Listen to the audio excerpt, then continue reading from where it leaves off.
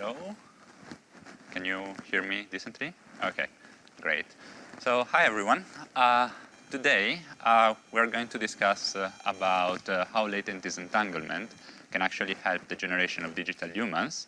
And also, we will see towards the end a plastic surgery application of the methods that we proposed recently.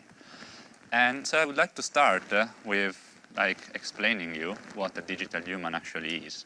So for those of you who doesn't know what a digital human is, it's quite simple. A digital human is a photorealistic 3D human model. What does that mean? Well, you see an example on the right side. I think that's quite explanatory. Basically, it's like a model of a person that lives in a computer or in the digital world. We can think of them in this way. And you need many things to create digital humans, but the most basic thing that you need is the underlying 3D geometry, so the shape of the face, the shape of the body. And that's actually the main focus of my research and what we will be seeing today. So I actually have a question for all of you, and the question is, if you think you've seen a movie with digital humans recently, and feel free to raise your hand if you want. A movie with digital humans inside. Okay, well, if you're not sure, if you didn't raise your hand, here we have some example. These are a bit of a stretch, maybe, because they're not real humans. They are a slight modification from humans. But we have another great example, which is this one. For instance, we have an example of rejuvenation, where De Niro was made younger for the movie, and an example where the actor in The Fast and Furious died, and he was actually, he died throughout the shootings, so he had to be replaced by a digital version of himself. Then if movies are not enough for you, well, I would ask you if you have played video games recently. And again, feel free to raise hands. Great. So, well, I have to admit I'm not a gamer, but I still keep up with the gaming industry just to check how things are evolving. And characters are getting quite realistic. And so, yeah, it's quite amazing the level of realism that we are able to reach these days. But there is something else, another application where digital humans are kind of useful, or they will be useful. So have you heard about the metaverse? And yeah, great. So obviously that's a bit of a rhetorical question, and if you've seen some of the promotional videos from Meta, for instance, you can guess why digital humans may be useful in this scenario. And yeah, I have one final question actually, and then I'll promise that I'll do the speaking, which is if you've been to a plastic surgeon recently. In this case, I'm not asking to raise hands, obviously, but if you went to one, I hope you went to a good one, where they actually created a digital human for you, and they did a simulation of the surgical procedure to do a better patient consultation and show you the surgical outcome. So now we know why digital humans are useful. Let's try to understand how digital humans are created in general. So there is one very long, tedious, but also obvious way of creating them, which is you can sculpt them. You can start from scratch. So you take a sphere and you sculpt your way through until you get to a realistic face. As you can imagine, this is a very labor-intense process and takes artists up to a month to sculpt a very realistic face. There are alternatives. A very simple one is the one you've probably seen in video games. So you have these consumer-level avatar design tools where you have a set of sliders, and with each slider, you're changing the appearance of one of the parts of the face. The problem with that is if on the one hand they're very easy to use, on the other hand you have very, very limited flexibility, because all you're doing is you're doing a linear interpolation between two predefined shapes that some artists created for the purpose of the game. Then you have like a software like this one, which is MetaHuman Creator, recently released by Epic Game. It's an amazing piece of software and basically combines the two options that I explained before. So you can do either like manual sculpting of the face, but you can also have some form of blending between, so you can do linear interpolation between two or more shapes. So this gives people a lot more flexibility. And then in the plastic surgery domain, obviously the digital human is not created from scratch. It's usually acquired with some 3D capture system, but then the surgeon has to manually change the appearance of the face or of the body of the person to simulate the outcome of the procedure. So all these methods are quite manually intense, and those who are not, like the one on the bottom left, have limited flexibility. So are there any other alternatives? Well, we are here for machine learning, so yeah, there are alternatives, and you can use data-driven 3D generative models. So the most common for this type of application scenarios are still those based on principal component analysis, on variational autoencoders, and generative adversarial networks.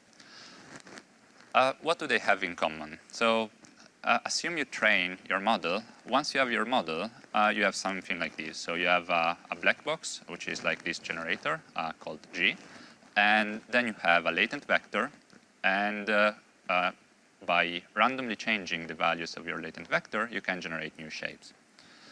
So you may wonder, okay, we have all these latent variables. So what happens if I try to manually change the value of the latent variables as people were doing with consumer-level avatar design tools? So I'm sorry to say that it doesn't work.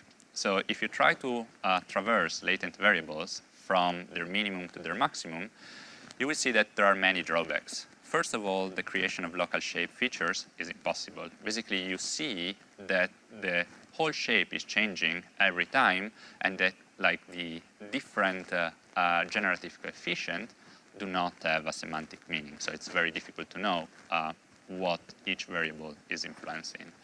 And we can also say that for these reasons, the latent variables are quite entangled between each other. So solutions, yeah, there is a solution. We came up with a proposal that we presented at CVPR 2022, and we introduced this variation of a variational autoencoder, which is called swap disentangled variational autoencoder. And you see it's very, very simple. So we change only two things to the normal training procedure of a variational autoencoder. The first one is how we create mini batches. So as you probably know, when you train a neural network, you have your input data, and before feeding them to the network, you just group them in small batches, and you feed them through the network. And the other thing is we add an additional loss function to the latent representation. So let's see how it works. So assume that we have, we're working on faces, okay, and we have 4 faces, or actually heads in this case. From these 4 heads, we create a matrix where the original elements are on the diagonal, and where all the remaining elements are filled in just by copying the heads across the rows. Now, every time we create a mini batch, we can do something more. We can randomly select one facial feature, which in this case is, for instance, the nose. At the following iteration, it may be something else. It may be the ears, it may be the cheeks, or the mouth. And then we swap it across columns. Now you end up with a mini batch where across the rows, you have the same head with a different nose, and across columns, you have different heads with the same nose.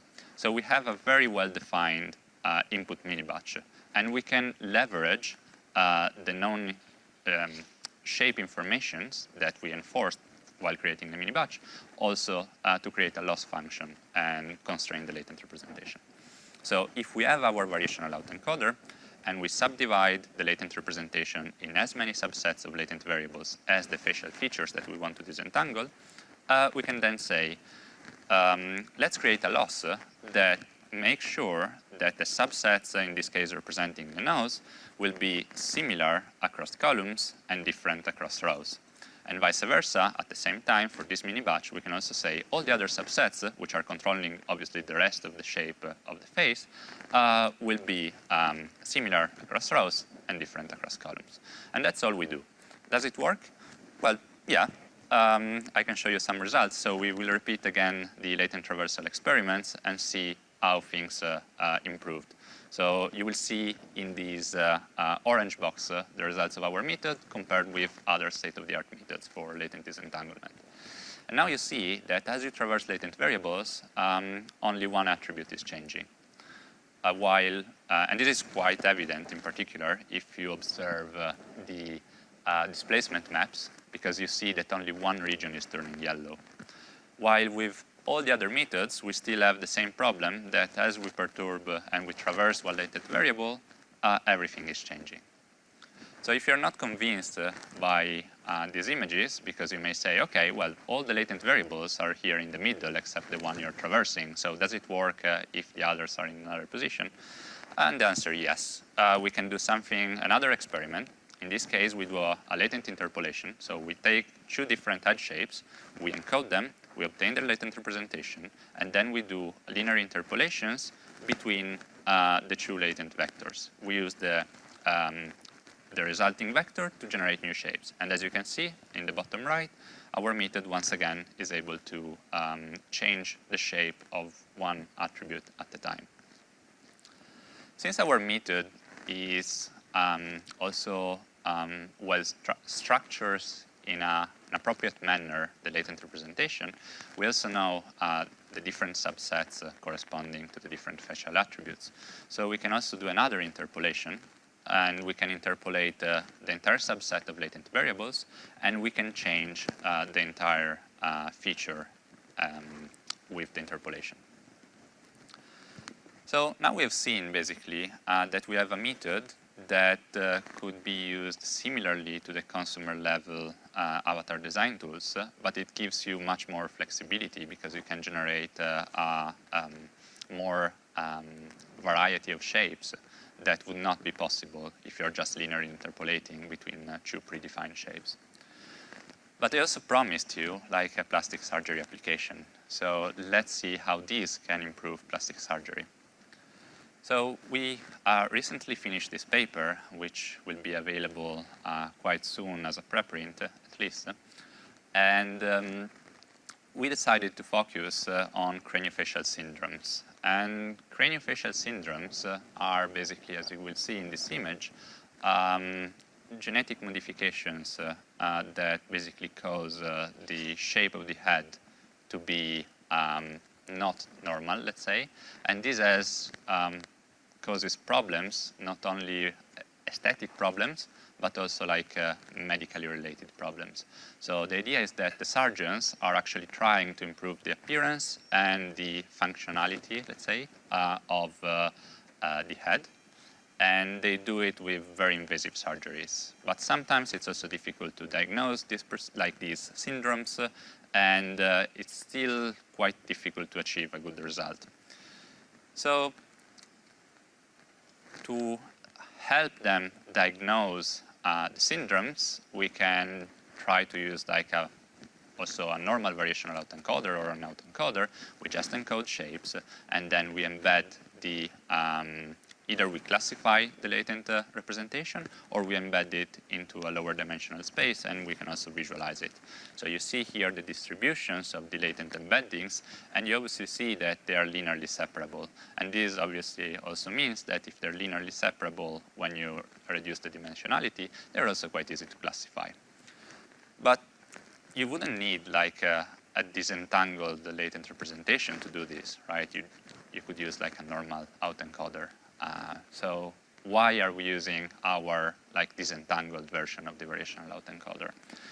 We're using it because we can do the same analysis for all the different facial attributes. And these are anatomical subunits which are relevant to the surgical procedures. So now surgeons can basically understand which are the most important regions to consider when diagnosing a patient. And more importantly, they can do something else. They can understand if they have a new patient, they can project the head shape in all these plots with a single dot.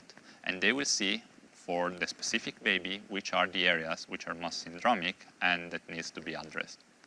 So if we are assuming then that we would like to improve the shape of the head and make it look more healthy or normal, let's say, we could also try to do the latent interpolations that we have seen before and interpolate between the current position, let's say, latent vector of the patient towards the center of the healthy distribution. So in this way, you can also try to simulate an ideal procedure, and this can assist the surgeon in planning the whole surgical procedure. So at least they have an idea of how they should operate, because sometimes they actually don't know, and they end up altering the head shape in a way that it doesn't look realistic in the end. So you end up in this uncanny valley of realism that just doesn't look right. So they seem to be very happy about this, and I hope they will use it soon. So just to conclude, today we have seen that the SD variational autoencoder is intuitive, but also quite effective to disentangle the latent representation. And we have seen that it can help in the generation of digital humans for different applications, ranging from movie production, game production, the metaverse, and VR, AR. But we have also seen that it can be used to improve in diagnosing craniofacial synostosis and also in aid surgical planning. So if you were interested in this presentation, I would encourage you to look at the paper or to check out the code. And if you have other questions that you are not able to ask me today, you can also reach out on LinkedIn or via email. Thank you.